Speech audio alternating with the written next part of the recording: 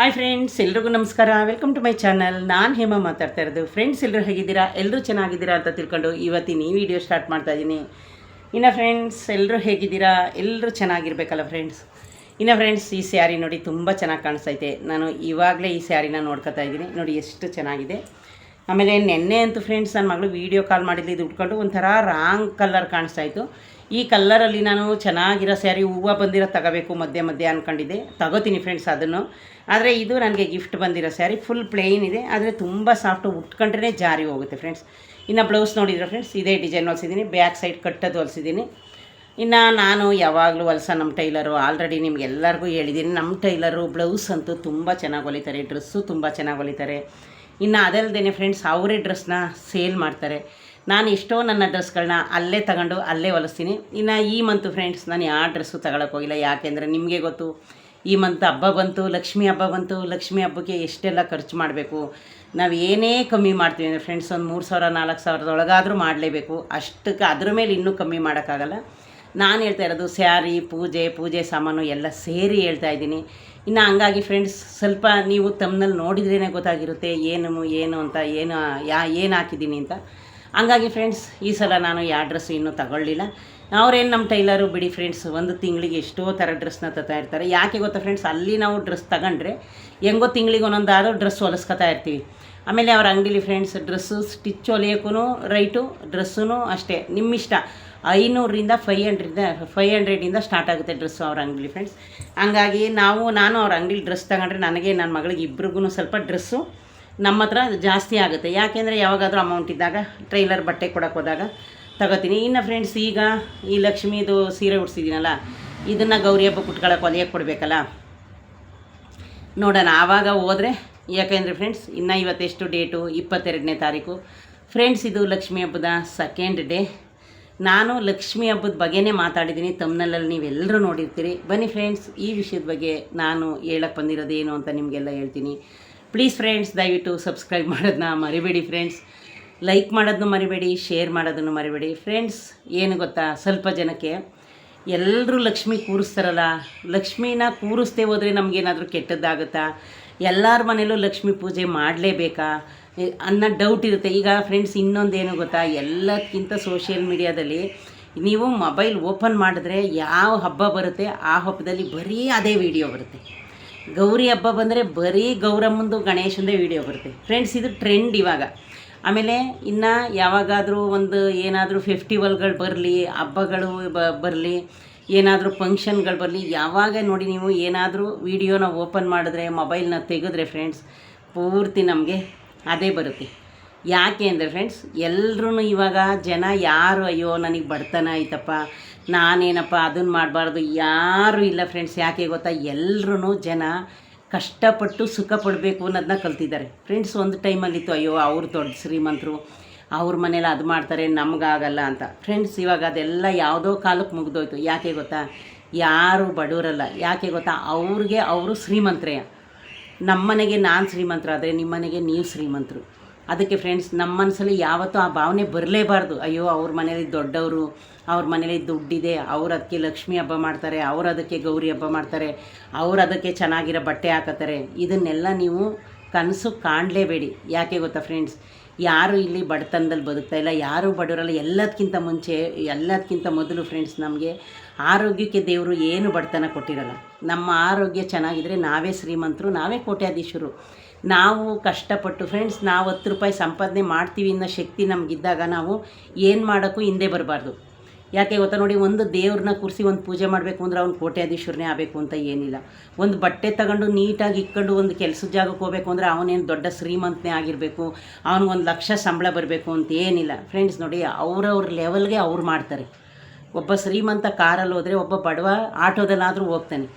ಒಬ್ಬ ಶ್ರೀಮಂತ ಒಂದು 50,000 ಬಟ್ಟೆ ಇಕ್ಕೊಂಡ್ರೆ ಒಬ್ಬ ಬಡವ 1,000 ಬಟ್ಟೆನಾದರೂ ಇಕ್ಕೋತಾನೆ ಫ್ರೆಂಡ್ಸ್. ಏನು ಗೊತ್ತಾ, ಈ ಬಟ್ಟೆ, ಈ ಶ್ರೀಮಂತಿಕೆ, ಈ ಬಡತನ ಎಲ್ಲ ಯಾವುದೂ ಒಂದು ಟೈಮಲ್ಲಿ ಶಾಶ್ವತ ಇರಲ್ಲ. ಮತ್ತು ಸಾವು ಯಾರಿಗೂ ಶ್ರೀಮಂತರಿಗೆ ಬೇರೆ ಬಡವರಿಗೆ ಬೇರೆ ಬರಲ್ಲ. ನಿಮಗೂ ಗೊತ್ತು ಅದು ಹುಟ್ಟು ಸಾವು. ಹುಟ್ಟುವಾಗಲೂ ನಾವು ಎಲ್ರಿಗೂ ಒಬ್ಬೊಬ್ರಿಗೆ ಆಪ್ರೇಷನ್ ಮಾಡಿ ಮಗು ತೆಗಿತಾರೆ, ಒಬ್ರಿಗೆ ನಾರ್ಮಲ್ ತೆಗಿತಾರೆ ಮಾಮೂಲಿ, ಅಷ್ಟು ಬಿಟ್ಟರೆ ಬೇರೆ ವ್ಯತ್ಯಾಸ ಇಲ್ಲ. ತಿನ್ನೋ ಅನ್ನದಲ್ಲಿ ಸ್ವಲ್ಪ ಒಬ್ಬ ದಪ್ಪಕ್ಕಿ ಅನ್ನ ಊಟ ಮಾಡ್ತಾನೆ, ಸ್ವಲ್ಪ ಜನ ಸಣ್ಣಕ್ಕಿ ಅನ್ನ ಊಟ ಮಾಡ್ತಾರೆ, ಇನ್ನು ಸ್ವಲ್ಪ ಜನ ರೇಷನ್ ಕಾರ್ಡ್ ಅನ್ನ ಊಟ ಮಾಡ್ತಾರೆ. ಆದರೆ ಎಲ್ಲರೂ ತಿನ್ನೋದು ಅದಕ್ಕೆ ಒಂದೇ ಹೆಸ್ರು ಬಂದು ಅನ್ನ ಅಂತಲೇ ಹೇಳೋದು ನಾವು. ಹಂಗಾಗಿ ಫ್ರೆಂಡ್ಸ್ ಸ್ವಲ್ಪ ಜನಕ್ಕೆ ಆ ಥರ ಇರುತ್ತೆ. ಫ್ರೆಂಡ್ಸ್ ನೀವು ಯಾಕೆ ಆ ಥರ ಅನ್ಕೋತೀರಾ? ನಾವು ಯಾರು ಆ ಥರ ಅಂದ್ಕೊಳ್ಳೇಬಾರ್ದು. ಯಾಕೆ ಗೊತ್ತಾ, ನಾವು ಈ ಜನ್ರೇಷನಲ್ಲಿ ಬದುಕ್ತಾ ಇರೋದು, ಈ ಪ್ರಪಂಚ ಭೂಮಿ ಮೇಲೆ ನಾವು ಬದುಕ್ತಾ ಇರೋದು. ಭೂಮಿ ಮೇಲೆ ಬದುಕ್ತಾ ಇರೋರು ಯಾರು ನನಗಿದೇ ಕಷ್ಟ ಬಂದೋಯ್ತು, ನನಗಿದೇ ಕಣ್ಣೀರು ಬಂದೋಯ್ತು, ಅಯ್ಯೋ ನಾನು ಯಾಕಪ್ಪ ಇಡಬೇಕು ಅಂತ ಆ ಥರ ಎಲ್ಲ ಏನು ಅನ್ಕೋಬೇಡಿ ಫ್ರೆಂಡ್ಸ್. ನೋಡಿ ನಾನು ಹೇಳ್ತೀನಿ ನಮ್ಮ ಮನೇಲಿ ನಾನು ಮಾಡೋ ಕೆಲಸನ ಫ್ರೆಂಡ್ಸ್. ನೋಡಿ ನಾನು ಕೆಲ್ಸಕ್ಕೆ ಹೋಗಿ ಬಂದ್ರೂ ನನಗೂ ಒಂದೊಂದ್ಸರಿ ಅಯ್ಯೋ ಈ ಹಬ್ಬ ಬೇಕಾ, ಇಷ್ಟೆಲ್ಲ ಬೇಕಾ ಅನಿಸುತ್ತೆ. ಒಂದು ಮರುಕ್ಷಣ ಯೋಚನೆ ಮಾಡಿದಾಗ ಅಯ್ಯೋ ಎಲ್ಲರೂ ಮಾಡ್ತಾರೆ, ನಾವ್ಯಾಕೆ ಮಾಡಬಾರ್ದು? ದೇವ್ರು ನಮಗೇನು ಕಮ್ಮಿ ಮಾಡಿದ್ದಾನೆ? ನಮಗೂ ಅಂಬ್ಲಿನೋ ಗಂಜಿನೋ ಕುಡಿಯೋಷ್ಟು ಕೊಟ್ಟಿದ್ದಾನಲ್ಲ. ಆ ದೇವ್ರು ನಮಗೇನು ಕೊಡದೇ ಏನಿಲ್ಲ. ನೋಡಿ ಡೈಲಿ ದೇವ್ರ ಪೂಜೆ ಮಾಡ್ತೀವಿ, ಡೈಲಿ ಮನೆ ಒರೆಸ್ಲಿಲ್ಲ ಅಂದರೂ 2 ದಿವಸಕ್ಕೊಂದ್ಸಲ ಒರೆಸ್ತೀವಿ, ಡೈಲಿ ಅಡುಗೆ ಮಾಡ್ಕೊಂಡು ತಿಂತೀವಿ, ಡೈಲಿ ಬಟ್ಟೆ ಹಾಕತ್ತೀವಿ. ಇದೇ ದೇವ್ರಿಗೆ ಒಂದು ಮಾಡಬೇಕು ಅಂತ ಅಂದರೆ ಫ್ರೆಂಡ್ಸ್ ಮನಸ್ಸಿಗೆ ನಮಗೆ ತುಂಬ ನೆಮ್ಮದಿ ಆಗುತ್ತೆ. ಆ ಥರ ಏನು ನಮಗೆ ದೇವ್ರಿಗೇನು ಮಾಡಿದಷ್ಟು ನೀವೆಲ್ಲ ಏನು ಬಡತನದಲ್ಲಿ ಬದುಕ್ತಾ ಇಲ್ಲ. ಹಂಗಾಗಿ ನಮಗೆ ಒಂದೊಂದು ಸಲ ಹಂಗಂತ ಅಯ್ಯೋ ಇಷ್ಟೊಂದು ಕೆಲಸನ ಅಂತ. ನೋಡಿ ಫ್ರೆಂಡ್ಸ್ ನನಗೆ ಈ ಸಲ ಎಷ್ಟು ಮೈಂಡ್ ಫ್ರೆಶ್ ಅಂದರೆ, ನಾನು 1 ತಿಂಗಳು ಮುಂಚೆನೇ ದೇವ್ರ ಕೆಲಸ ಎಲ್ಲ ಮಾಡ್ಕೊಬಿಟ್ಟೆ. ವರ್ಷ ಇನ್ನೇನು 2 ದಿವಸ ಐತೆ ನಂಗೆ ಕೆಲಸ ಮಾಡಿದ್ರೆ ಫ್ರೆಂಡ್ಸ್ ನಾನು ಎಲ್ಲನೂ ರೆಡಿ ಮಾಡಿ ದೇವ್ರ ಕೂರ್ಸೋ ಅಷ್ಟರಲ್ಲಿ ಸುಸ್ತಾಗಿ ಹೋಗ್ತಾಯಿದ್ದೆ. ಈ ವರ್ಷ ಆ ರೀತಿ ಇಲ್ಲ ಫ್ರೆಂಡ್ಸ್. ನೈಟು ನಾವು 11 ಗಂಟೆಗೆಲ್ಲ ಮಲ್ಕೊಬಿಟ್ಟು ನಾನು ನನ್ನ ಮಗಳು ಎಲ್ಲ ರೆಡಿ ಮಾಡಿ, ನಾನೇ ಸ್ವಲ್ಪ ಕನಕಾಂಬರದ ಹೂ ಕಟ್ಟಬೇಕಿತ್ತು, ಕಟ್ಟಿ 12 ಗಂಟೆಗೆ ಮಲ್ಕೊಂಡು ಬೆಳಗ್ಗೆ ಎದ್ದು 5 ಗಂಟೆಗೆ ಎದ್ದು ಫ್ರೆಂಡ್ಸ್ ಆರಾಮಾಗಿ ಏನೂ ಮಾಡಲಿಲ್ಲ. ರಾತ್ರಿ ಹೊತ್ತೇನೆ ಪ್ಯಾಸೇಜು ಒಂದು ಸ್ವಲ್ಪ ಮಳೆ ಬಂದಿತ್ತು, ಅದನ್ನು ಮಾಪಾಕಿ ಸಜ್ಜಿಗೆ ಮಾಡಿ ಬರೀ ಎದ್ದು ನಾವು ಬತ್ತಿ ಅಂಟಿಸಿದಷ್ಟೇ ಫ್ರೆಂಡ್ಸ್. ನಾನು ಬತ್ತಿ ಅಂಟಿಸಿ ಸಜ್ಜಿಗೆ ಮಾಡಿ ಎಡೆ ಮಾಡಿ ಪೂಜೆ ಮಾಡೋದು. ನೀವು ಅದೇ ಥರ ಎಲ್ಲನೂ ನೈಟ್ ರೆಡಿ ಮಾಡ್ಕೊಳ್ಳಿ. ಸೀರೆ ಎಲ್ಲ ಕಳಸ ಒಂದನ್ನು ಮಾತ್ರ ರಾತ್ರಿ ಹೊತ್ತೇ ಕೂರಿಸ್ಬೇಡಿ, ಅದು ರಾತ್ರಿಗೆ ಸೇರ್ಕೊಳ್ಳುತ್ತೆ. ನಾವು ಬೆಳಗ್ಗೆನೇ ಎದ್ದೆ ಕಳ್ಸೋಕ್ಕೆ ಏನು ಫ್ರೆಂಡ್ಸ್ ಈಸಿಯಾಗಿ ಒಂದು ಲಕ್ಷ್ಮಿ ಇಡೋದು, ಕಳ್ಸೋಕ್ಕೆ ಎಲೆ ಇಟ್ಟರೆ ಆಗೋಯ್ತು. ಹಂಗಾಗಿ ಫ್ರೆಂಡ್ಸ್ ಯಾರು ಏನು ಬಡವರಲ್ಲ, ಯಾರು ಏನು ಕೋಟ್ಯಾಧೀಶರಲ್ಲ. ಸ್ವಲ್ಪ ಜನ ಯಾಕೆ ಅನ್ಕೋತಿರೋ ಅಯ್ಯೋ ಅವ್ರು ಮಾತ್ರ ಲಕ್ಷ್ಮಿ ಕೂರಿಸೋರೆ, ನಾವು ಲಕ್ಷ್ಮಿ ಕೂರಿಸ್ಬಾರ್ದು ಅಂತ ಆ ಥರ ಮನಸ್ಸಲ್ಲಿ ಯಾವತ್ತೂ ಅನ್ಕೊಳಕ್ಕೆ ಹೋಗ್ಬಿಡಿ. ಯಾಕೆ ಗೊತ್ತಾ, ಲಕ್ಷ್ಮೀ ದೇವರು ನೋಡಿ ನಾವು 10 ರೂಪಾಯಿ ಇಟ್ಟು ಒಂದು ಬ್ಲೌಸ್ ಪೀಸ್ನ ಇಟ್ಟು, ತಟ್ಟೆಗೆ ಒಂದಿಷ್ಟು ಅಕ್ಕಿ ಮಡ್ಲಕ್ಕಿ ಇಟ್ಟು 10 ರೂಪಾಯಿ ಕಾಯನ್ನು ಇಟ್ಬಿಟ್ಟು 4 5 6 ಬಳೆ ಇಟ್ಬಿಟ್ಟು ಆ ತಾಯಿಗೆ ನೀವು ಬೇಡ್ಕೊಳ್ಳಿ, ದೇವರೇ ನಮಗೂ. ಈಗ ಮಾಮೂಲಿ ಫ್ರೆಂಡ್ಸ್ ನೋಡಿ ಯಾವ ಹಬ್ಬದಲ್ಲಿ ನೀವು ಸೀರೆ ತಗೊಳ್ಳಲ್ಲ ಹೇಳಿ? ಇನ್ನು ಹಬ್ಬದಕ್ಕಿಂತ ಮುಂಚೆನೇ ನಾವು 1-2 ಎಕ್ಸ್ಟ್ರಾ ಸೀರೆ ತಗೊಂಡಿದ್ವಿ. ನಾನೇ ಫ್ರೆಂಡ್ಸ್ ಮೊನ್ನೆ ಚಿಕ್ಕಪೇಟೆಗೆ ಹೋಗಿದ್ದ, ನನ್ನ ಮಗಳು ರೆಡ್ ಕಲರ್ ಸೀರೆ ಬೇಕು ಅಂದಿದ್ದು. ಫಸ್ಟು ಲಕ್ಷ್ಮಿ ಗುಡಿಸಿದ್ರಲ್ಲ ಆ ಥರ ಪಾಚಿ ಗ್ರೀನ್ ತಂದಿದ್ದೆ, ನನಗದು ಉಟ್ಕೊಳ್ಳಲ್ಲ ಮಮ್ಮಿ ಅಂದ್ಲು. ನಾನೇ ಅವಳಿಗೆ ತರಕ್ಕೆ ಹೋದಾಗ ಫ್ರೆಂಡ್ಸ್ 500ಗೆ ಕಾಟನ್ ಸೀರೆ ತುಂಬ ಚೆನ್ನಾಗಿತ್ತು. ನಾನೇ ಇದು ಸಾಮಾನು ತರೋಕ್ಕೆ ಅಂತಲೇ ತಗೊಂಡೋಗಿದ್ದು ದುಡ್ಡಲ್ಲಿ ನಾನು ಮತ್ತೆ 3 ಕಾಟನ್ ಸ್ಯಾರಿ ತಗೊಬಂದೆ ಫ್ರೆಂಡ್ಸ್. ಅದನ್ನು ನಿಮಗೆ ವೀಡಿಯೋದಲ್ಲಿ ತೋರಿಸ್ತೀನಿ. ಈಗ ನೋಡಿ ನನಗೆ ಆ 3 ಸ್ಯಾರಿ ನಾನು ತಂದಿದ್ದೀನಿ ಫ್ರೆಂಡ್ಸ್. ನಮ್ಗೆ ಇಬ್ಬರಿಗೂ ಗೌರಿ ಹಬ್ಬಕ್ಕೆ ನಾವು ಸೀರೆ ತಗೊಳ್ಳಂಗಿಲ್ಲ. ಹಂಗೆ ಫ್ರೆಂಡ್ಸ್ ಈಗ ಯಾರು ಏನು ಅವಾಗ ಒಂದು ಟೈಮಲ್ಲಿ ಅಯ್ಯೋ ಖುಷಿ ಪಡ್ತಾಯಿದ್ದೋ. ನಾವು ಚಿಕ್ಕವರಿದ್ದಾಗ ನಮ್ಮ ಅಪ್ಪನ ಮನೇಲಿ ನಾವೆಲ್ಲ ಖುಷಿ ಪಡ್ತಾಯಿದ್ದೋ. ಈಗ ಯುಗಾದಿ ಹಬ್ಬ ಬಂದರೆ ನಮಗೆ ಲಂಗ ಬ್ಲೌಸ್ ಹೊಲಿಸ್ತಾರೆ. ಆವಾಗ ನನ್ನ ಅನುಭವ ನಿಮ್ಗೆ ಹೇಳ್ತಾ ಇದ್ದೀನಿ ಫ್ರೆಂಡ್ಸ್, ಯಾರು ಹೆಂಗೋ ಗೊತ್ತಿಲ್ಲ. ಯುಗಾದಿ ಹಬ್ಬ ಬಂದರೆ ನಾನು ನಮ್ಮ ಅಕ್ಕ ಎಲ್ಲರೂ ಖುಷಿ ಪಡ್ತಾ. ಆಮೇಲೆ ಇನ್ನೊಂದು ವಿಷಯ ಗೊತ್ತಾ ಫ್ರೆಂಡ್ಸ್, ಇದೇನು ನಾನು ಸುಳ್ಳು ಹೇಳ್ತಾ ಇಲ್ಲ. ನಮ್ಮ ಅಪ್ಪನ ಮನೇಲಿ ನಮ್ಮ ತಂದೆ ನಮ್ಮ ಅಕ್ಕಂಗೆ ನನಗೆ ಕಾಟನ್ ಬಟ್ಟೆ ಹೊಲ್ಸರು. ನಮ್ಮ ಅಣ್ಣ ಒಬ್ಬನೇ ಮಗ, ನಮ್ಮ ಅಣ್ಣನಿಗೆ ಪಾಲಿಸ್ಟಾರ್ ಬಟ್ಟೆ ಹೊಲ್ಸರು ಫ್ರೆಂಡ್ಸ್. ಅವಾಗ ಪಾಲಿಸ್ಟಾರು, ಚೈನಾ ಸಿಲ್ಕು, ಕಾಟನ್ನು ಅನ್ನೋದೇ ಬೇರೆ ಇತ್ತು. ಯಾಕೆ ಅಂದರೆ ಫ್ರೆಂಡ್ಸ್ ಹಳ್ಳಿನಲ್ಲಿ ನಿಮಗೆ ಗೊತ್ತಲ್ಲ, ಕಾಟನ್ ಬಟ್ಟೆಗೆ ದುಡ್ಡು ಸ್ವಲ್ಪ ಕಮ್ಮಿ, ಪಾಲಿಸ್ಟಾರ್ ಬಟ್ಟೆಗೆ ಜಾಸ್ತಿ. ಯಾಕೆಂದರೆ ನಮ್ಮ ಅಣ್ಣ ಒಬ್ಬನೇ ಮಗ. ಹಂಗಾಗಿ ಅವನಿಗೆ ಯಾವಾಗ ನೋಡಿದ್ರು ಅವನಿಗೆ ಚಡ್ಡಿನೋ ಇಲ್ಲಾಂದರೆ ಪ್ಯಾಂಟು, ನಂಗೆ ನೆನಪಿಲ್ಲ ಸರಿಯಾಗಿ ಫ್ರೆಂಡ್ಸ್, ಚಡ್ಡಿ ಇಲ್ಲಾಂದರೆ ಪ್ಯಾಂಟು, ಅವನಿಗೆ ಪಾಲಿಸ್ಟಾರ್ ಶರ್ಟು ಸರಿ ನಾವು ಮುಟ್ಟಿ ನೋಡ್ತಾಯಿದ್ದು. ಇನ್ನು ನನಗೆ ನಮ್ಮ ಅಕ್ಕಂಗೆ ಫ್ರೆಂಡ್ಸ್, ನಾನು ಆವಾಗಲೇ ನನಗೆ ಅದ್ರ ಮೇಲೆ ಹೂವು ಬಟ್ಟೆ ಇಷ್ಟ. ನನ್ನ ಮಗಳು ಈಗಲೂ ಅಂತಾಳೆ, ನಿನಗೆ ಬರೀ ಹೂವು ಇದ್ದರೆ ಸಾಕು ಬಟ್ಟೆಲಿ ಅಂತ. ನನ್ನ ತಂದೆ ಸತ್ತಾಗ ತಿಥಿನಲ್ಲಿ ನಮ್ಮ ನಾಗಣ್ಣ, ನಮ್ಮ ಅಣ್ಣ ಇದ್ದಾರೆ ದೊಡ್ಡಪ್ಪನ ಮಗ, ಅವರು ಫೋಟೋ ತೆಗೆದಿದ್ರು ಒಂದು ಫ್ರೆಂಡ್ಸ್. ಅದರಲ್ಲಿ ನಂದು ಕೆಂಪು ಕಲರ್ ಹೂವಿನ ಲಂಗ ಬ್ಲೌಸು, ನಮ್ಮ ಅಕ್ಕೊಂದು ಗ್ರೀನೋ ಕಾಣೆ ಬ್ಲೂನೋ ಇತ್ತು. ಅದೊಂದು ನನಗೆ ನೆನಪೈತೆ. ನನಗೆ 2 ಜಡೆ ಮುಂದ್ಗಡೆ ಇತ್ತು. ನಾನು ಅಳ್ತಾ ನಿಂತಿದ್ದೀನಿ ನಮ್ಮ ತಂದೆ ಗೋರಿ ಹತ್ರ ತಿಥಿ ದಿವಸ ತಿಥಿ ಮಾಡೋಕ್ಕೆ ಹೋದಾಗ. ಆವಾಗ ನಮ್ಮ ಅಣ್ಣನಿಗೆ ಒಬ್ಬಂಗೆ ಪಾಲಿಸ್ಟಾರ್ ಶರ್ಟ್ ಹೊಲಿಸ್ತಾಯಿದ್ರು. ನಮಗೆ ಖುಷಿ ಪಡ್ತಾಯಿದ್ದೆ. ಆಮೇಲೆ ಫ್ರೆಂಡ್ಸ್ ಇನ್ನೊಂದು ಏನು ಗೊತ್ತಾ, ನಮ್ಮಮ್ಮ ನಾವು ಸಂಕ್ರಾಂತಿ ಬಂದರೆ, ನಾನು ಈಗಲೂ ಫ್ರೆಂಡ್ಸ್ ನನ್ನ ಮಗಳಿಗೂ ಸಂಕ್ರಾಂತಿಗೆ ಬಟ್ಟೆ ತಂದು ಎಳ್ಳು ಬೀರಿಸ್ತೀನಿ. ನನಗೆ ಯಾವಾಗಲೂ ಅದೇ ನೆನಪು. ನಮ್ಮ ತಾಯಿ ಏನು ಮಾಡ್ತಾಯಿದ್ರು ಫ್ರೆಂಡ್ಸ್, ನನಗೂ ನಮ್ಮ ಅಕ್ಕಂಗೂ ಫ್ರೆಂಡ್ಸ್ ನೀವು ನೋಡಿರ್ತೀರಿ, ನೆನಪಿದ್ರೆ ಚೈನಾ ಸಿಲ್ಕ್ ಅಂತ ಬಟ್ಟೆ ಬರುತ್ತೆ. ಚೈನಾ ಸಿಲ್ಕ್ ಅಂದರೆ ಫ್ರೆಂಡ್ಸ್ ಮಿಂಚು ಬರುತ್ತೆ. ಆ ಥರ ಬಟ್ಟೆ ಈಗ ಸಿಗುತ್ತೆ, ಆದರೆ ನಮಗೆ ಸಿಕ್ಕಿಲ್ಲ ಅಷ್ಟೇ. ಆಮೇಲೆ ನಮ್ಮಮ್ಮ ಏನು ಮಾಡ್ತಾಯಿದ್ರು ಫ್ರೆಂಡ್ಸ್, ಒಂದು ಸ್ಯಾರಿ ತತ್ತಾಯಿದ್ರು.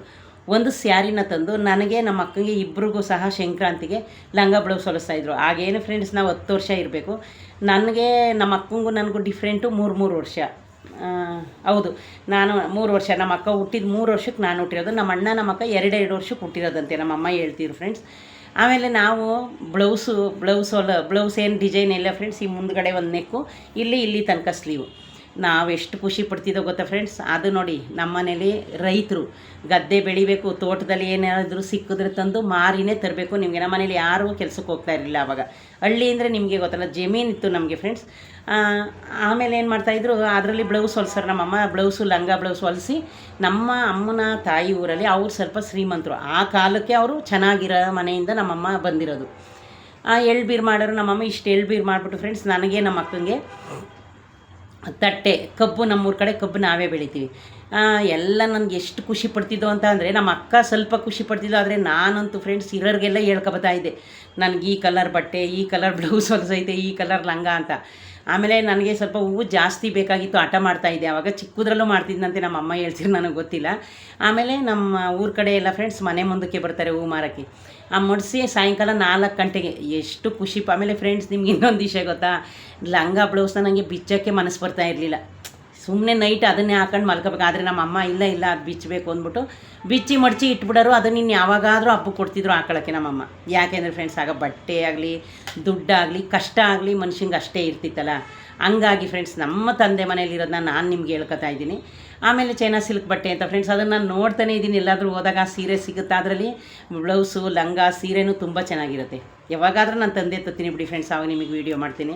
ಯಾಕೆ ಆ ಸೀರೆ ತಗೋಬೇಕು ಅಂದರೆ, ನಮಗೆ ನಮ್ಮಮ್ಮ ಮಾಡಿದ ನೆನಪು ಅದರಲ್ಲಿ ಇರುತ್ತೆ ಅಂತ. ಆಮೇಲೆ ಇದು ಹೊಲ್ಸರು ನಮ್ಮ ಅಕ್ಕನೂ ನನ್ನ ಜೊತೆನೇ ಬರೋಳು, ನಮ್ಮಿಬ್ಬರೂ ಕಳ್ಸೋರು.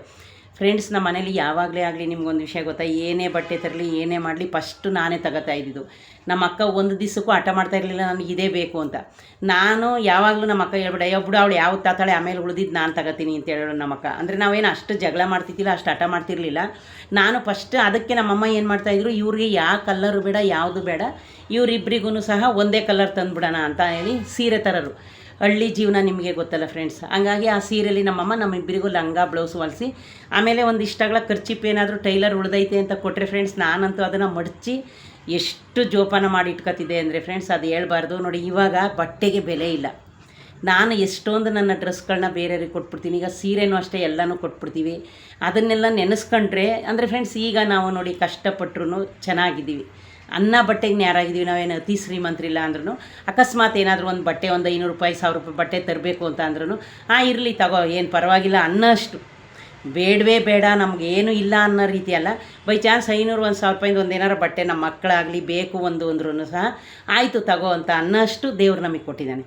ಈಗ ನೋಡಿ, ನಾನು ಹಬ್ಬಕ್ಕೆ ನಮ್ಮ ಮಗಳ ಸೀರೆ ನಂಗೆ ಬೇಡ ಅಂದು ನಾನು ಇರಲಿ ಇನ್ನೂ ಒಂದು ತಗೊಂಡು ಬರ್ತೀನಿ ಅನ್ನೋಷ್ಟು. ಅತಿ ಏನೋ ಒಂದು 10,000 ತತ್ತೀನಿ ಅನ್ನೋ ಥರ ಅಲ್ಲ. ಇಷ್ಟೇ ಜೀವನ ಚೆನ್ನಾಗಿರುತ್ತೆ ಫ್ರೆಂಡ್ಸ್. ಅತಿ ಆದರೂ ಚೆನ್ನಾಗಿರಲ್ಲ, ಅತಿ ಕಮ್ಮಿ ಆದರೂ ಚೆನ್ನಾಗಿರಲ್ಲ. ಆದರೆ ಆಗ ಬಟ್ಟೆಗೆ ಅಷ್ಟು ಬೆಲೆ ಇರ್ತಿತ್ತು. ನನಗೆ ಆ ಕಲ್ಲರು ಇನ್ನೂ ನೆನಪು ಬರುತ್ತೆ. ಆಮೇಲೆ ಫ್ರೆಂಡ್ಸ್, ನಿಮಗೆ ಇನ್ನೊಂದು ವಿಷಯ ಗೊತ್ತಾ, ನನ್ನ ಮದುವೆ ಇನ್ನೊಂದು 3 ತಿಂಗಳು ನನಗೆ, ನಾನು ಟೈಲರ್ ಅಂಗಡಿಗೆ ಹೋದಾಗ ನಮ್ಮ ಹೊಳೆನರಸೀಪುರ ಟೈಲರ್ ಅಂಗಡಿಲೇ ಬಟ್ಟೆ ಅಂಗಡಿಲೇ ತಗೊಂಡು ಅಲ್ಲೇ ಹೊಲಿಸ್ರು. ಅಲ್ಲಿ ಒಂದು ಬ್ಲೂ ಕಲರ್ ಬಟ್ಟೆ ನೋಡ್ಕೊಂಬಂದೆ. ನಾನು ನಮ್ಮ ಅಮ್ಮನ ಹತ್ರ ಹಠ ಮಾಡಿ, ನನಗೆ ಈ ಬಟ್ಟೆ ಬೇಕೇ ಎಲ್ಲರೂ ನಿನ್ಗೆ ಇನ್ನೇನು ಮದುವೆ ಇಲ್ಲ, ಇನ್ನು 2 ತಿಂಗಳು ಯಾಕೆ ಈ ಲಂಗ ಬ್ಲೌಸು ಅಂತ ಹೇಳಿದ್ರು. ಚೈನಾ ಸಿಲ್ಕು ಹೂವು ಬಂದಿತ್ತು, ಪ್ಲೈನ್ ಬ್ಲೌಸು. ಇನ್ನೊಂದು ತಿಂಗಳಿತ್ತು ಫ್ರೆಂಡ್ಸ್, ನಮ್ಮೂರಲ್ಲಿ ಒಂದು ಹಬ್ಬ ಆಗುತ್ತೆ, ಆಲ್ಕಮ್ಮನ ಹಬ್ಬ. ಅದಕ್ಕೆ ನಾನು ಹೊಲಿಸ್ಕೊಂಡು ಇಕ್ಕೊಂಡು ಊಟಕ್ಕೆ ಹೋಗಿರಿ, ಎಲ್ಲ ನನ್ನನ್ನು ಗೇಲಿ ಮಾಡಿದ್ದಾರೆ. ಅಯ್ಯೋ, ಇನ್ನೊಂದು ತಿಂಗಳು ಮದುವೆ ಐತೆ, ಈ ಹುಡುಗಿಗೆ ಯಾಕೆ ಲಂಗ ಬ್ಲೌಸ್ ಹೊಲಿಸಿದಿರಿ ಅಂತ ಕೇಳಿದ್ದಾರೆ. ಆಮೇಲೆ ಆ ಲಂಗ ನಾನು ಒಬ್ಬಳಿಗೆ ಹೊಲಿಸಿದ್ದು ಫ್ರೆಂಡ್ಸ್, ನಮ್ಮ ಅಕ್ಕಂಗೂ ಹೊಲಿಸ್ಲಿಲ್ಲ. ಅವಳು ಮದುವೆ ಆಗಿದ್ಲು ಅಷ್ಟೊತ್ತಿಗೆ ಫ್ರೆಂಡ್ಸ್, ಕರೆಕ್ಟ್ ಅವಳು ಮದುವೆ ಆಗಿದ್ದು. ಅದನ್ನು ನಮ್ಮ ಅಮ್ಮನ ವಾರ್ಗಿತಿದ್ದಾರೆ, ನಮ್ಮ ಅಪ್ಪನ ತಮ್ಮನ ಹೆಂಡ್ತಿ. ಎಷ್ಟು ವರ್ಷ ಅದನ್ನು ಅರಿದು ಅಲ್ಲಿ ಇಲ್ಲಿ ಆಸಕ್ಕೆ ಮಾಡೋಕ್ಕೆ ಇಟ್ಟಿದ್ರು ನಮ್ಮ ಚಿಕ್ಕಮ್ಮ. ಹಂಗಾಗಿ ಫ್ರೆಂಡ್ಸ್, ಯಾರು ಆ ಥರ ಅಂದ್ಕೊಬಿಡಿ. ಇದು ಲಕ್ಷ್ಮೀ ಹಬ್ಬನ ಎಲ್ಲರೂ ಮಾಡ್ತಾರಲ್ಲ, ಅವ್ರಿಗೆ ದೇವ್ರು ಲಕ್ಷ್ಮಿ ದುಡ್ಡು ಜಾಸ್ತಿ ಕೊಡ್ತಾಳೆ, ನಮಗೇನು ಕೊಡಲ್ವೇನೋ, ನಾವೇನು ಮಾಡಲ್ವಲ್ಲ, ಎಲ್ಲರೂ ನೋಡಿದಾಗ ಕೂರಿಸ್ಬೇಕು ಅಂತ ಅನ್ನಿಸ್ತದಲ್ಲ ಅಂತ ನೀವು ಯಾಕೆ ಅನ್ಕೋತೀರಿ ಫ್ರೆಂಡ್ಸ್. ಯಾರು ಏನು ಅನ್ಕೋಬೇಡಿ. ನಿಮ್ಮ ಮನೇಲಿ ಒಂದು ಬ್ಲೌಸ್ ಪೀಸ್ ಇದ್ರೂ ಏನಂದರೆ ಅಚ್ಚುಕಟ್ಟಾಗಿ ಮನೆಯೆಲ್ಲ ಒರೆಸ್ಬಿಟ್ಟು ಕಳಸ ಇಟ್ಬಿಟ್ಟು ಅದ್ರ ಮುಂದೆ ಎಲೆ ಅಡಿಕೆ ಬಾಳೆಹಣ್ಣು ಒಂದು ತೆಂಗಿನಕಾಯಿ ಹೊಡೆದು ಕ್ಲೀನಾಗಿ ಫ್ರೆಂಡ್ಸ್ ಪೂಜೆ ಮಾಡಿದ್ರೆ ದೇವರು ಎಲ್ರಿಗೂ ಒಲಿತಾಳೆ. ನೋಡಿ, ಮೇಲಿರೋ ದೇವರು ನಮ್ಮನ್ನು ಹಿಂಗೆ ಇಟ್ಟಿರಬೇಕು ಅಂತ ಅವನ ತೀರ್ಮಾನದ ಮುಂದೆ, ಅವನ ಜಡ್ಜ್ ಮುಂದೆ ನಮ್ಮದೇನೈತೆ? ಅವನ ಜಡ್ಜೇ ನಂಬರ್ 1 ಜಡ್ಜು. ನಾವು ಹಿಂಗೆ ಬದುಕಬೇಕು, ನೀನು ಹಿಂಗೆ ಕಷ್ಟಪಡಬೇಕು ಅಂತ ಅವತ್ತು ಬರೆದು ಕಳಿಸಿದರೆ ನೀವು ಏನು ಮಾಡೋಕ್ಕಾಗಲ್ಲ ಫ್ರೆಂಡ್ಸ್. ಹಂಗಾಗಿ ಸ್ವಲ್ಪ ಜನ, ಅಯ್ಯೋ ಇವರೆಲ್ಲ ಲಕ್ಷ್ಮೀ ಪೂಜೆ ಮಾಡ್ತಾರಲ್ಲ, ಇವ್ರು ಶ್ರೀಮಂತರಾಗಿದ್ದಾರೇನೋ, ಇವ್ರಿಗೆಲ್ಲನೂ ಕೊಡ್ತಾರೇನೋ. ಲಕ್ಷ್ಮೀ ಪೂಜೆ ಮಾಡಿದ ತಕ್ಷಣ ನಾವೇನು ಶ್ರೀಮಂತರಾಗಲ್ಲ, ಅದು ನಮ್ಮ ಭಕ್ತಿ. ನಮಗೂ ಏನು ಮನೇಲಿ ಮಾಮೂಲಿ ಪೂಜೆ ಮಾಡ್ತೀವಲ್ಲ, ಇದೇ ಒಂದು ಆ ದಿನ ಪೂಜೆ ಮಾಡ್ತೀವಿ ಅಷ್ಟೇ. ಇದನ್ನು ಮನೇಲಿ ಫ್ರೆಂಡ್ಸ್ ನೀವು ಡೈಲಿ ಪೂಜೆ ಮಾಡ್ತೀರಿ, ನಾವು ಡೈಲಿ ಪೂಜೆ ಮಾಡ್ತೀವಿ. ಅದಕ್ಕೆ ಅಂತ ಒಂದು ದಿನ ಬರುತ್ತೆ ಅಷ್ಟೇ, ಒಂದು ಲಕ್ಷ್ಮಿ ಹಬ್ಬ ಈ ಡೇಟಿಗೆ ಮಾಡಬೇಕು. ಆ ಡೇಟಲ್ಲಿ ನಾವು ಒಂದು ಸ್ವಲ್ಪ ಡಿಫ್ರೆಂಟ್ ಮಾಡ್ತಾಯಿದ್ದೀವಿ. ಈಗ ಡೈಲಿ ಕಸ ಗುಡಿಸೋದೇ ಬೇರೆ, ವಾರಕ್ಕೊಂದು ಸರಿ ಗುಡಿಸೋದೇ ಬೇರೆ, ಮೇಲೆಲ್ಲ ಡೈಲಿ ಧೂಳು ಗುಡಿಸ್ತೀವಿ ಫ್ರೆಂಡ್ಸ್, ಯಾವತ್ತೋ ಒಂದು ಸರಿ ಗುಡಿಸ್ತೀವಿ. ಅದೇ ಥರ ಲಕ್ಷ್ಮಿ ಹಬ್ಬನೂ ಆ ದಿನ ಆ ಡೇಟಿಗೆ ಬಂದಿರುತ್ತಾ, ಆವಾಗ ನೀವು ಲಕ್ಷ್ಮಿ ಕೂರಿಸ್ತೀವಿ. ಸ್ವಲ್ಪ ಡಿಫ್ರೆಂಟು, ಸ್ವಲ್ಪ ಬೇಗ ಎದ್ದೇಳ್ತೀವಿ, ಎಲ್ಲನೂ ಸ್ವಚ್ಛ ಮಾಡ್ತೀವಿ, ಸ್ವಲ್ಪ ಹಣ್ಣುಗಳು ತತ್ತೀವಿ, ಹೂವುಗಳು ತತ್ತೀವಿ. ಬೇರೆ ಟೈಮಲ್ಲಿ ಏನು ನಾವು ಹಣ್ಣು ಹೂವು ತಂದು ಯಾರೂ ಪೂಜೆ ಮಾಡಲ್ಲ. ಡೈಲಿ ಏನು ದೇವ್ರಿಗೆ ನಾವು ಎಡೆ ಮಾಡಿ ಪೂಜೆ ಮಾಡಲ್ಲ. ನಾವು ಮಾಮೂಲಿ ಒಂದು ಎಕ್ಸ್ಟ್ರಾ ಒಂದು ಎಡೆ ಮಾಡ್ತೀವಿ, ಒಂದು ಎಡೆಗೆ ಏನಾದರೂ ಮಾಡ್ತೀವಿ, ಪೂಜೆ ಮಾಡ್ತೀವಿ. ಇದೇ ಫ್ರೆಂಡ್ಸ್ ಲಕ್ಷ್ಮಿ ಹಬ್ಬಕ್ಕೆ ಮತ್ತು ದಿನ ಮಾಡೋ ಪೂಜೆಗೂ ವ್ಯತ್ಯಾಸ, ನಮಗೆ ಇರೋದು ವ್ಯತ್ಯಾಸ. ಇನ್ನು ಬಾಳೆಕಂದು ತತ್ತೀವಿ, ಎಲ್ಲನೂ ಶೃಂಗಾರ ಮಾಡ್ತೀವಿ, ನಾವು ಯಾವ ಸೀರೆ ಉಟ್ಕೋಬೇಕು ಅಂತ ಖುಷಿ ಪಡ್ತೀವಿ, ನಾವೇ ಒಡ್ಬೇಕಬೇಕು ಅಂತ ಅನ್ಕೋತೀವಿ ಅಷ್ಟೇ. ಅಷ್ಟು ಬಿಟ್ಟರೆ ಬೇರೆ ಏನಿಲ್ಲ. ನೀವು ಯಾರೂ ಲಕ್ಷ್ಮಿ ಹಬ್ಬ ಪೂಜೆ ಮಾಡೋರು ಹಿಂಗೆ ಶ್ರೀಮಂತರಾಯ್ತಾರೇನೋ, ಲಕ್ಷ್ಮಿ ಹಬ್ಬ ಎಲ್ಲರೂ ಯಾಕೆ ಮಾಡಬೇಕು, ಮಾಡದೆ ಹೋದ್ರೆ ಏನಾಗುತ್ತೆ, ಅದೆಲ್ಲ ಕನಸು ಕಾಣಬೇಡಿ. ನೀವು ಮಾಡದೆ ಹೋದ್ರೂ ಚೆನ್ನಾಗಿರ್ತೀರಿ, ಮಾಡಿದ್ರೂ ಚೆನ್ನಾಗಿರ್ತೀರಿ. ಲಕ್ಷ್ಮೀ ಪೂಜೆ ಅನ್ನೋದು ಹೆಣ್ಣು ಮಕ್ಕಳನ್ನ ಲಕ್ಷ್ಮಿಗೆ ಹೋಲಿಸ್ತಾರೆ ನೋಡಿ. ಏನಾದರೂ ಒಬ್ಬೊಬ್ಬರಿಗೆ ಹೆಣ್ಮಕ್ಳು ಇಷ್ಟ ಆದರೆ, ಹೆಣ್ಮಕ್ಳು ಹುಟ್ಟಿದ್ರೆ ಏನಂತಾರೆ, ಅಯ್ಯೋ ನಮ್ಮ ಮನೆಗೆ ಲಕ್ಷ್ಮಿ ಹುಟ್ಟಿದ್ದಾಳೆ ಅಂತಾರೆ. ಯಾಕಂತಾರೆ, ಒಂದು ಹೆಣ್ಣನ್ನು ಒಂದು ದೇವ್ರಿಗೆ ಹೋಲಿಸ್ತಾರೆ. ಅಯ್ಯೋ ಅವಳು ಇವತ್ತು ನೋಡದೆ ದೇವತೆ ಥರ ಕಾಣಿಸ್ತಿದ್ಲು ಅಂತಾರೆ. ಒಂದು ಹೆಣ್ಣನ್ನು ದೇವತೆಗೆ ಯಾಕೆ ಹೋಲಿಸ್ತಾರೆ ಅಂದರೆ, ಒಂದು ಕುಂಕುಮ, ಒಂದು ಬಳೆ, ಒಂದು ಸೀರೆ ಉಟ್ಕೊಂಡಾಗ ಅವ್ರಿಗೆ ಒಂದು ದೇವ್ರ ರೂಪದಲ್ಲಿ ಅವ್ರು ಕಾಣಿಸ್ತಾರೆ. ಅಯ್ಯೋ ಆ ಹುಡುಗಿ ನೋಡು ದೇವತೆ ಥರ ಐತೆ, ಲಕ್ಷ್ಮಿ ಕಳೆ ಎದ್ದು ಕಾಣುತ್ತೆ ಅವಳ ಮುಖದಲ್ಲಿ ಅಂತ ಹೇಳ್ತಾರೆ. ಇನ್ನು ಫ್ರೆಂಡ್ಸ್, ನಮ್ಮ ಮನೇಲಿ ನನ್ನ ಮಗ ಹುಟ್ಟಿದಾಗ ಖುಷಿ ಪಡೋದಕ್ಕಿಂತ ನಮ್ಮ ತಾಯಿ ಎಲ್ಲರೂ ನನ್ನ ಮಗಳು ಹುಟ್ಟಿದಾಗಲೇ ತುಂಬಾ ಖುಷಿಪಟ್ಟಿದ್ದು ಫ್ರೆಂಡ್ಸ್.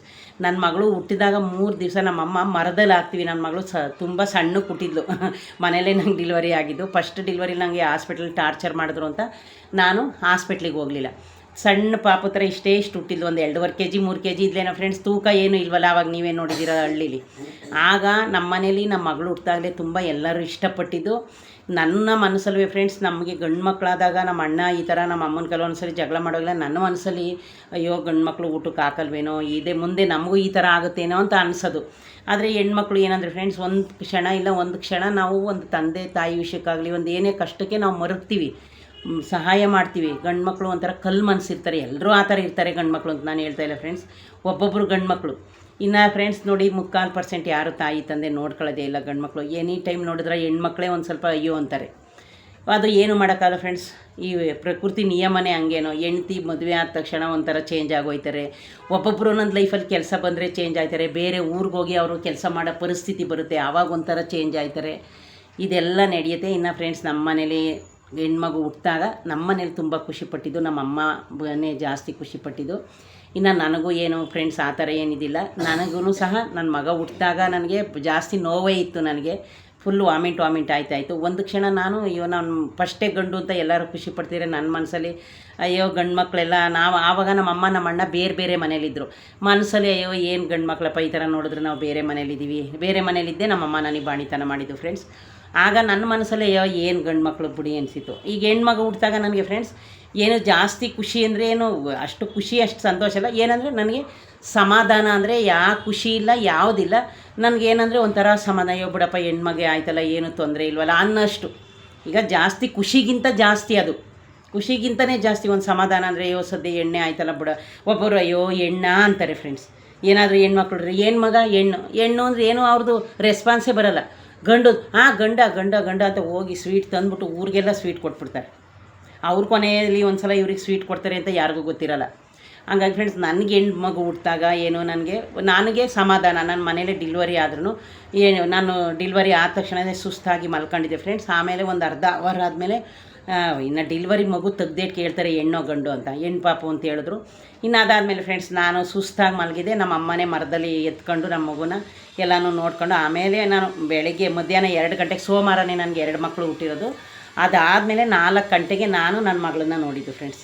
ಸಣ್ಣಕ್ಕೆ ಎಲ್ಲ ನನ್ನ ಆಡ್ಕೊಳ್ಳೋರು ಆನೆ ಹೊಟ್ಟೆಲ್ಲ ಅಡಿ ಮರಿ ಹುಟ್ಟೈತೆ ಅಂತ. ಇಷ್ಟೇ ಸಣ್ಣಗಾಗಿ ವೈಟ್ಗೆ ಚೆನ್ನಾಗಿ ಹುಟ್ಟಿದ್ದು, ಲಕ್ಷಣಾಗಿ ಹುಟ್ಟಿದ್ದು. ಹಂಗಾಗಿ ಫ್ರೆಂಡ್ಸ್, ಯಾರು ಅನ್ಕೊಬೇಡಿ, ಲಕ್ಷ್ಮೀ ಪೂಜೆನ ಮಾಡಿದವ್ರಿಗೆ ಒಳ್ಳೇದಾಗುತ್ತೆ, ಮಾಡದೇ ಇದ್ದವ್ರಿಗೆ ಒಳ್ಳೇದಾಗಲ್ಲ. ಮಾಡಲೇಬೇಕು ಕಂಡೀಷನ್ನಾಗಿ ಅಂತ ಏನೂ ಇಲ್ಲ. ಆ ದಿನ ಬಂದಾಗ ನೀವು ಕ್ಲೀನಾಗಿ, ಶುಕ್ರವಾರ ಮಾಮೂಲಿ ಮನೆ ಒರೆಸ್ತೀವಿ, ಪೂಜೆ ಮಾಡ್ತೀವಿ. ಆವಾಗ ಹಂಗೆ ನೀವು ಒಂದು ಕಳಸದ ಮುಂದಕ್ಕೆ, ನಿಮ್ಮ ಮನೆ ಫೋಟೋದ ಮುಂದಕ್ಕೆ ಚಾಮುಂಡೇಶ್ವರಿದು ಏನಾದ್ರು ಫೋಟೋ ಇದ್ದರೆ, ಲಕ್ಷ್ಮೀ ಫೋಟೋ ಇದ್ದರೆ ಒಂದು ಎಲೆ, ಅಡಿಕೆ, ಹಣ್ಣು ಎಲ್ಲನೂ ಇಟ್ಟು ಕ್ಲೀನಾಗಿ ಪೂಜೆ ಮಾಡಿ ನೀವು ಚೆನ್ನಾಗಿರೋದೊಂದು ಸೀರೆ ಉಟ್ಕೊಂಡು ಸ್ನಾನ ಮಾಡ್ಕೊಂಡು ಹಣ್ಣು ಕಾಯಿ ಮಾಡಿಸ್ಕೊಂಡು ದೇವ್ರಿಗೆ ಹೋಗಿ ಒಂದು ಹಣ್ಣು ಕಾಯಿ ಮಾಡಿಸ್ಕೊಂಬಂದ್ರೆ ಮುಗಿತು. ನಾನು ಎಲ್ಲ ಹಬ್ಬದಲ್ಲೂ ದೇವಸ್ಥಾನಕ್ಕೆ ಹೋಗಿ ಹಣ್ಣು ಕಾಯಿ ಮಾಡಿಸ್ಕೊಬತ್ತೀನಿ ಫ್ರೆಂಡ್ಸ್. ಈಗ ಇನ್ನೂ ನಾನು ಹೋಗಿಲ್ಲ, ಯಾಕಂದರೆ ನಾಳೆ ಲಾಸ್ಟ್ ಡೇ ಅಲ್ವಾ, ಆವಾಗ ಹೋಗೋಕ್ಕಾಗುತ್ತೆ ಅಂತ. ನೀವು ಯಾವುದೇ ಹಬ್ಬದಲ್ಲೂ ಫ್ರೆಂಡ್ಸ್ ಒಂದು ಟೆಂಪಲ್ಗೆ ಹೋಗಿ ಹಣ್ಣು ಕಾಯಿ ಮಾಡ್ಕೊಬರೋದನ್ನ ಖಂಡಿತ ಮರಿಬೇಡಿ. ಅದು ಒಂದು ನಮಗೆ ಸಮಾಧಾನ, ಮನೇಲಿ ದೇವ್ರು ಕೂರಿಸಿರೋಕ್ಕೆ. ನೋಡಿದ್ರಲ್ಲ ಫ್ರೆಂಡ್ಸ್, ಯಾರು ಈ ಥರ ಲಕ್ಷ್ಮೀ ಹಬ್ಬ ಮಾಡಬೇಕು ಮಾಡಬಾರ್ದು ಅನ್ನೋ ಡೌಟ್ನ ನಾನು ಕ್ಲಿಯರ್ ಮಾಡಿದ್ದೀನಿ. ಈ ವಿಡಿಯೋ ನಿಮಗೇನಾದರೂ ಇಷ್ಟ ಆದರೆ ಪ್ಲೀಸ್ ದಯವಿಟ್ಟು ಸಬ್ಸ್ಕ್ರೈಬ್ ಮಾಡಿ, ಲೈಕ್ ಮಾಡಿ, ಶೇರ್ ಮಾಡಿ. ಇದುವರೆಗೂ ನೀವು ನನ್ನ ವಿಡಿಯೋ ನೋಡೋಕ್ಕೆ ನಿಮ್ಮೆಲ್ಲರಿಗೂ ನನ್ನ ಕಡೆಯಿಂದ ಥ್ಯಾಂಕ್ಸ್ ಹೇಳೋಕ್ಕೆ ಇಷ್ಟಪಡ್ತೀನಿ. ಓಕೆ ಫ್ರೆಂಡ್ಸ್, 2ನೇ ದಿನದ ವಿಡಿಯೋ ನಂದು ಇದಾಗಿತ್ತು. ಓಕೆ ಫ್ರೆಂಡ್ಸ್, ಬಾಯ್.